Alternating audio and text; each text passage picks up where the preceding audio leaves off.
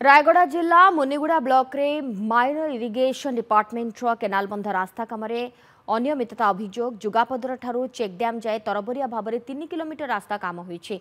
बिना फलक निम्नमानर काम जो मासे न पूर्णु रास्तार पिचु उठीगला।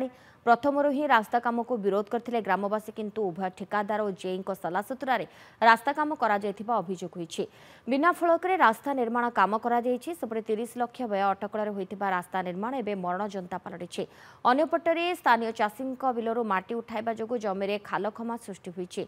आ दिन केइटारे चाषी धान चाष कार्य आरंभ करिबो। जमीरू माटी काढिबा समय चाषी प्रतिरोध करथिले, तेबे प्रशासन ए दिगरे दृष्टि देउनथिबा अभियोग करछन्ति लोके।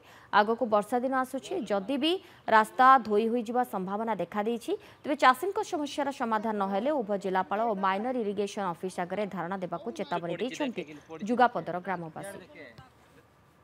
ये जो कॉन्ट्रैक्ट कोड आई थला हमें तो जानी पाना है ये चाषी को उन्नति करा पाई ना अवनति करा पाई से विषय रे जान नहीं, किंतु ये काम को हमको केते थोर कंप्लेन करू मदो किए सेटे भीतर कि दायित्व नै नांती और मूल्यवान किछि नै आगे 100 टंकार काम करबो बोल के आसी गोटे चारणार मूल्य है ना रास्ताटा सब जेतकी अवस्था हम थिलु ता थुआ 2 गुण अवस्था अछि आके आसी आके माले माल हेबा पाई बोल तो आपण माने सार माने देखंतु केमत को परले जगह करि जाई छथि को बोले माटी पगै छथि को बोले रास्ता करि छथि। एबे जदि गार्ड वाल नथिले ता तो बुसली जीव ना एटा रोइबो ना मोर बिल पूरा पुथि देबो।